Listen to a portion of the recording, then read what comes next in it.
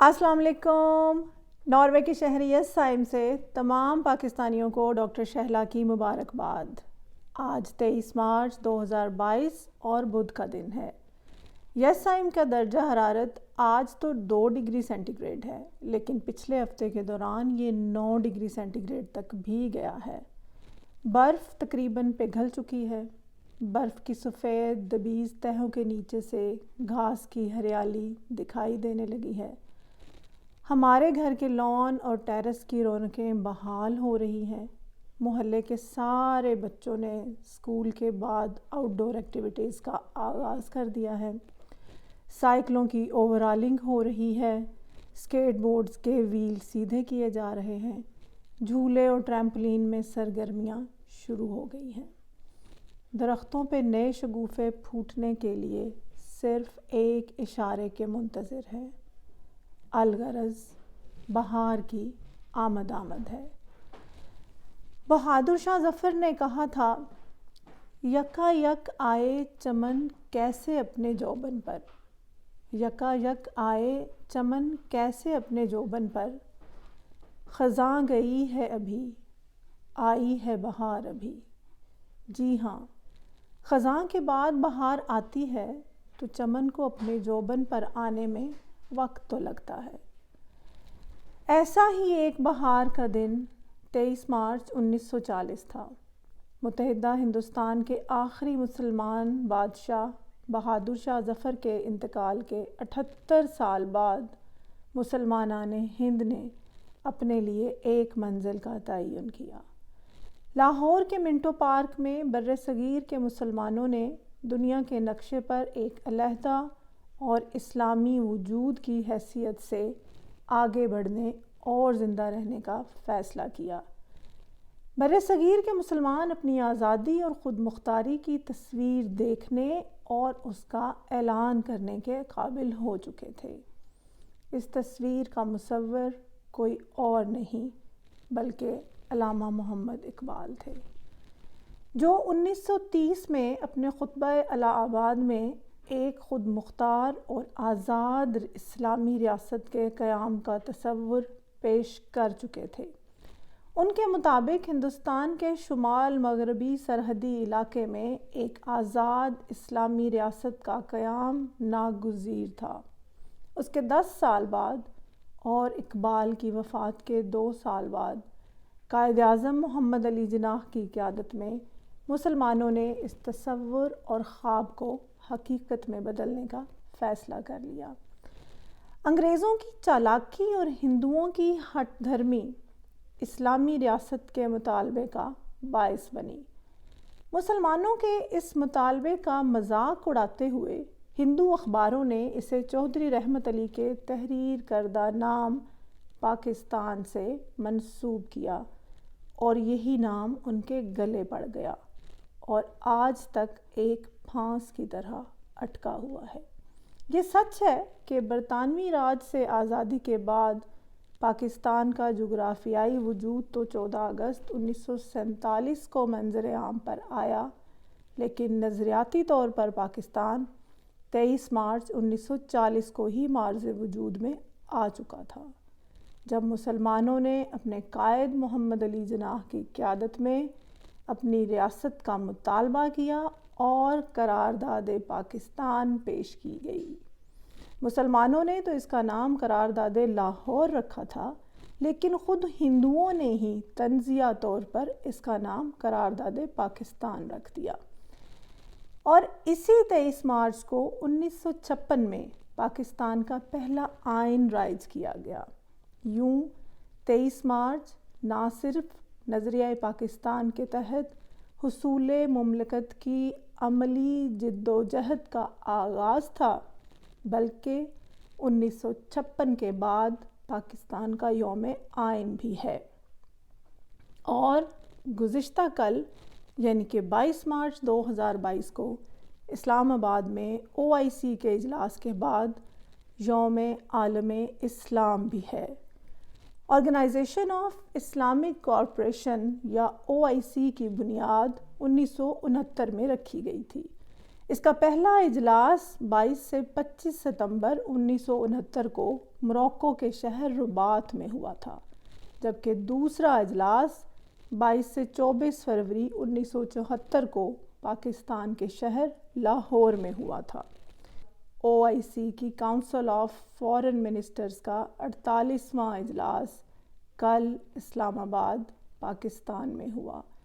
یہ اجلاس تاریخی اور جغرافیائی لحاظ سے اس لیے بھی بہت اہم ہے کہ اس میں چین کے اسٹیٹ کونسلر اور فارن منسٹر مسٹر وانگ جی نے بھی شرکت کی۔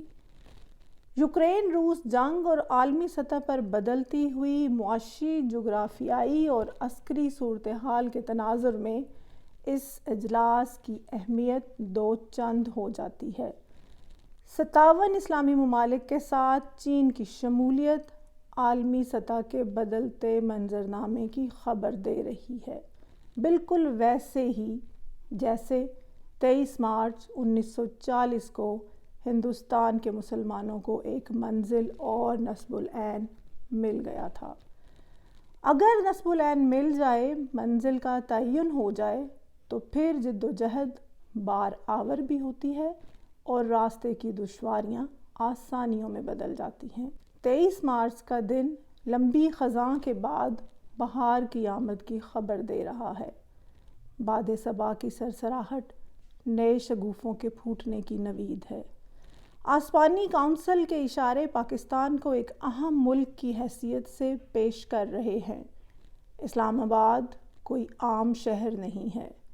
اس کے بسنے سے سینکڑوں سال پہلے بری امام، جو اس وقت اسلام آباد میں آسودہ خاک ہیں، فرما چکے ہیں کہ میرے پہلو میں ایک ایسا شہر آباد ہوگا جس کی ہاں میں پوری دنیا کی ہاں اور جس کی نا میں پوری دنیا کی نا ہوگی، انشاءاللہ تعالیٰ بفضل العزیز۔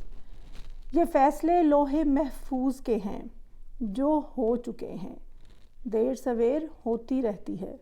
خوش قسمت ہیں وہ لوگ جو اس کے حصے دار ہوں گے۔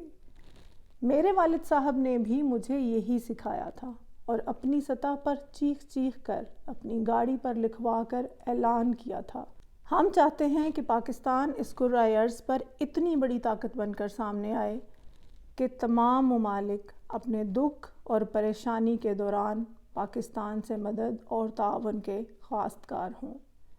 میں اسی خیال، اسی جذبے اور اسی امید کے تحت پروان چڑھی ہوں۔ کیا ہوا کہ آج پاکستان میں نہیں ہوں بلکہ ناروے میں ہوں؟ میرا دل پاکستان کے ساتھ دھڑکتا ہے۔ ناروے کی معاشرت اور یہاں کا نظام اس ریاست مدینہ کے اصولوں پر استوار ہے جس کا خواب آج پاکستان کا وزیر اعظم عمران خان دیکھ رہا ہے۔ ناروے اور پاکستان میں کیا مماثلت ہے، اس کے بارے میں پھر کسی ولاگ میں بات کروں گی، لیکن میرے لیے میرے دونوں ملک پاکستان اور ناروے بہت عزیز ہیں۔ اگر پاکستان میری جنم بھومی ہے تو ناروے میرے 3 بچوں کی جنم بھومی ہے۔ پاکستان کا 23 مارچ اور ناروے کا 17 مئی دونوں بالکل ایک جیسے دن ہیں۔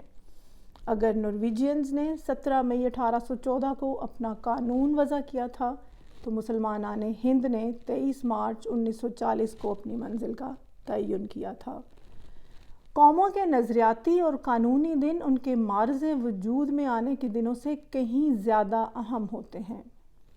آج کے دن کی مناسبت سے سارے پاکستانیوں کو یہ پیغام دینا چاہتی ہوں کہ آپ کے ملک کی جغرافیائی حیثیت، اس کا وجود، اس کی تاریخی اہمیت اور آپ سب کوئی فضول یا غیر اہم چیزیں نہیں ہیں۔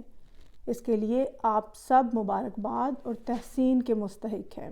یہ جان لیجئے کہ یہ چھوٹی سی ریاست جو ایک نظریے کے تحت وجود میں آئی ہے، اور نظریہ بھی کیا، لا الہ الا اللہ محمد الرسول اللہ صلی اللہ علیہ وآلہ وسلم، اس کو غیر اہم یا چھوٹا مت سمجھیے گا۔ پاکستان کی ترقی، خوشحالی اور اقوام عالم میں اس کی مستند اور باوقار حیثیت لوح محفوظ میں لکھی جا چکی ہے۔ ایسا ہونا ٹھہر چکا۔ بقول بہادر شاہ ظفر کے، بہار کے بعد رونق چمن آتے آتے وقت تو لگ ہی جاتا ہے، لیکن رونق چمن شنید ہے اور ہم سب پاکستانیوں کے لیے نوید ہے۔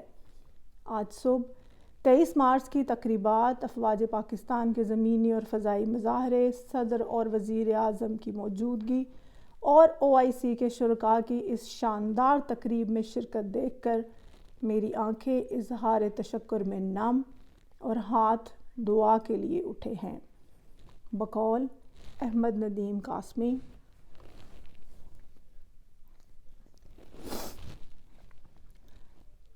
خدا کرے کہ میری عرض پاک پر اترے وہ فصل گل جسے اندیشہ زوال نہ ہو، یہاں جو پھول کھلے کھلا رہے صدیوں، یہاں خزاں کو گزرنے کی بھی مجال نہ ہو، یہاں جو سبزہ اگے وہ ہمیشہ سبز رہے اور ایسا سبز کہ جس کی کوئی مثال نہ ہو، گھنی گھٹائیں یہاں ایسی بارشیں برسائیں کہ پتھروں سے بھی روئیدگی محال نہ ہو۔ خدا کرے کہ نہ خم ہو سر وقار وطن، خدا کرے کہ نہ خم ہو سر وقار وطن، اور اس کے حسن کو تشویش ماہ و سال نہ ہو۔ ہر ایک فرد ہو تہذیب و فن کا اوج کمال، کوئی ملول نہ ہو کوئی خستہ حال نہ ہو۔ خدا کرے کہ میرے ایک بھی ہم وطن کے لیے حیات جرم نہ ہو زندگی وبال نہ ہو۔ خدا کرے کہ میری عرض پاک پر اترے وہ فصل گل جسے اندیشہ زوال نہ ہو۔ آمین۔ امید کرتی ہوں کہ آپ کو آج کا ولاگ پسند آیا ہوگا۔ میرے الفاظ میرے جذبات کی بہت کم ترجمانی کر سکتے ہیں، لیکن آپ تھوڑے کو بہت جانیے گا۔ اس کے ساتھ بڑھتے ہیں اختتام کی طرف۔ اپنا اور اپنے چاہنے والوں کا ڈھیر سارا خیال رکھیے گا، مجھے اپنی دعاؤں میں یاد رکھیے گا، اپنے وطن کی سلامتی کے لیے ہمیشہ دعا گو رہیے گا اور اس کے اوپر فخر کرتے رہیے گا۔ اجازت چاہتی ہوں، آپ کی اپنی ڈاکٹر شہلا۔ اللہ حافظ۔